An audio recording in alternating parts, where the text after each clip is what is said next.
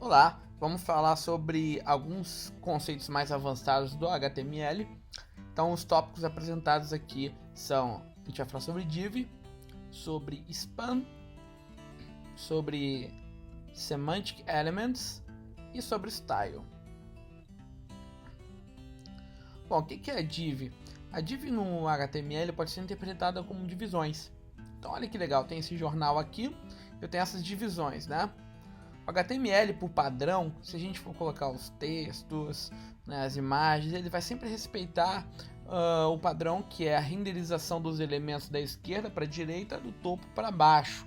E aí, se você quiser colocar, por exemplo, um conteúdo com esse tipo de disposição, um topo com texto centralizado, alguns outros artigos aqui separados verticalmente, enfim, ele só é possível se você colocar esses seus elementos dentro de divisões, para que você possa depois via CSS fazer as devidas alterações, né, para que o teu site se comporte da forma que você deseja. Então, por exemplo, vamos dar uma olhada assim para entender melhor. Se pegar um site qualquer, se eu abrir aqui o Chrome e abrir o globo.com, por exemplo, ou melhor, vamos abrir aqui o próprio Google, né? O Google, abrindo o Google aqui, a gente inspeciona ele e você vai ver que a construção desse site foi baseada em várias divs, né? A gente pode ver aqui e tudo mais. Então, assim, essas divs são como o proposto, né? Elas são tags HTML que você cria elementos para criar divisões dentro do teu site. Então, por exemplo, se eu passar o mouse em cima aqui desse elemento, aqui pode ver que é um elemento que ele abraça, né? Se você seguir essa linha aqui, ele abraça todos os outros elementos do site. Então, se eu olhar mais a fundo aqui dentro do elemento pai, os outros elementos, e for passando o mouse em cima, você vai perceber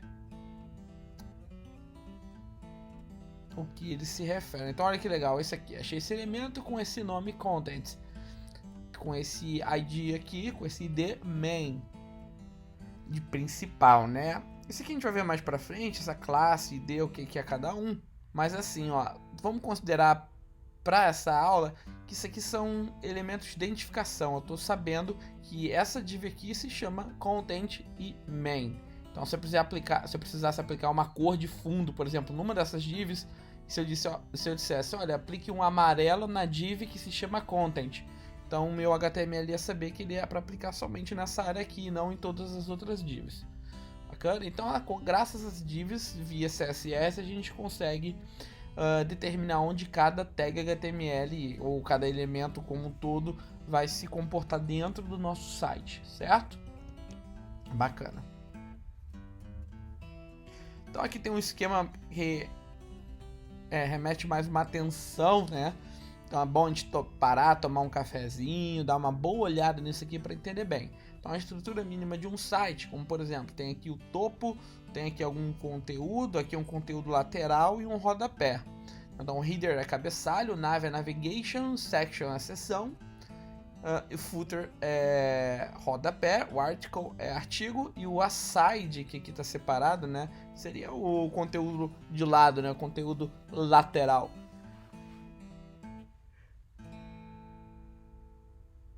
Perceba o seguinte, né, embora a gente tenha aqui as nomenclaturas de cada div, digamos assim, a gente vai entender melhor isso mais pra frente, mas fica difícil de compreender olhando o site todo pronto com esse monte de div, né? O que essas divs estão fazendo? Se não tivesse esse nome aqui para nos dar uma luz, nos dar uma ajuda, a gente ia ver só um monte de div, um debaixo da outra, e não ia conseguir determinar, poxa, esse aqui é o rodapé, esse não é. Até porque no nosso código, no Sublime, a gente vai colocar um código debaixo do outro e não vai ter esse layout como foi desenhado aqui, né? Temos que lembrar disso. Aí, para resolver esse problema, o HTML 5.2, inclusive, né, que é a versão mais atual que a gente está agora, o HTML5, né, criou as tags semânticas, tá? Aqui tem a span, a gente vai falar mais para frente, vou voltar aqui. Então, a tag semântica é um estudo do significado das palavras numa língua qualquer. Ou seja, Você pode parar um tempo, pausar o vídeo e ler isso aqui com mais calma, mas resumidamente é isso aqui, ó. Resumidamente isso aqui. Ao invés de a gente usar um monte de div e ter esse nome, o HTML criou divs com nomes específicos. Então assim, a header, a nav, a site, todas elas têm o mesmo comportamento que as divs.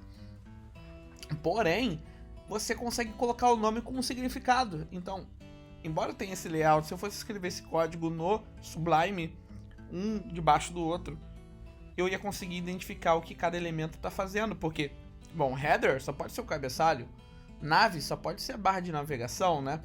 O section só pode ser uma seção, e o article só pode ser um artigo, e o rodapé só pode ser um rodapé. Então a gente não vai precisar adivinhar o que cada div faz, porque as tags semânticas, para ficar fácil de compreender, são simplesmente divs com significado que nos faz compreender melhor o que esse site está fazendo, o que esse nosso projeto faz, certo? Então, ao invés desse monte de div aqui aleatória, enfim, com esse monte de informação, a gente pode usar divs que já tem um nome com um significado semântico.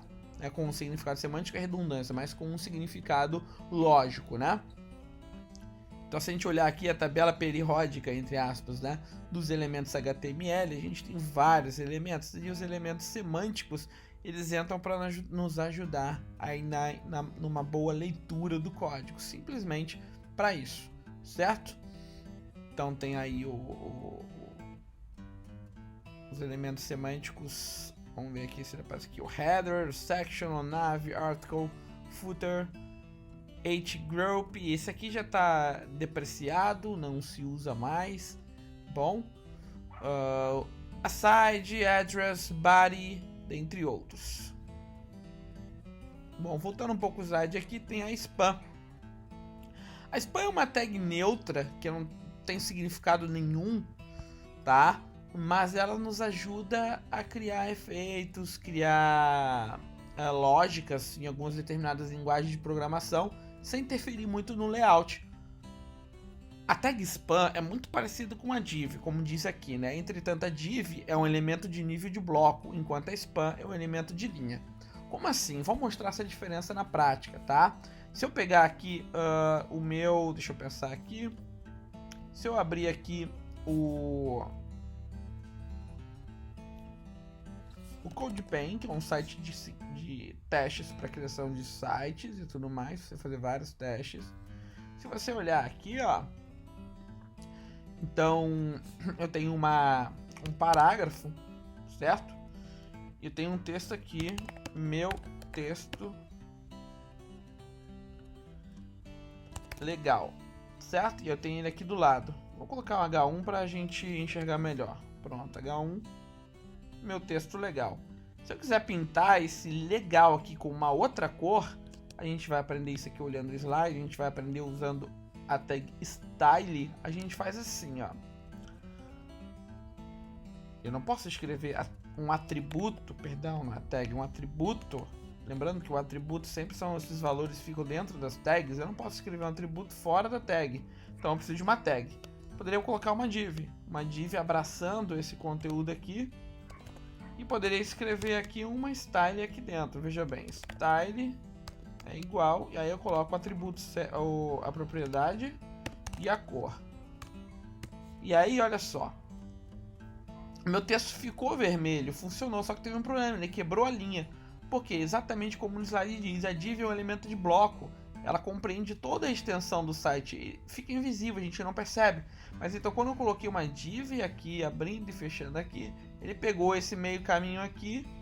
Não, ele vai até o final e empurrou o resto do texto para o final, para o parágrafo seguinte. E a spam não, ela é um elemento de linha, então ela não afeta. Se eu trocar aqui, ó, ela não vai afetar. Então a spam serve para eu criar estilizações ou efeitos dentro de tags sem que eu quebre o comportamento padrão dessa tag py, né, digamos assim. Então perceba, a div manteve o texto no mesmo lugar, a spam, manteve o texto no mesmo lugar sem quebrar a linha, enquanto que a div ela faz quebrar a linha, quebrando o comportamento da H1, porque a H1 faz o texto ficar, né, dentro da linha. Tá bom? E a style é um atributo CSS incorporado no HTML5, que você pode criar efeitos. Então, por exemplo, um atributo style, ele tem uma regra, ele precisa de uma propriedade e de um valor.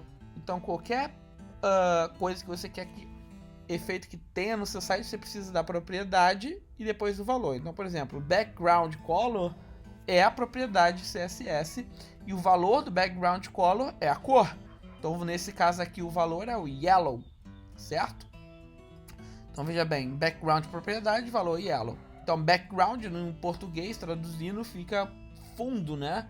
Então, cor de fundo, yellow. E a color, que é outra propriedade que é para texto, color, yellow. Então, propriedade color, valor yellow, certo?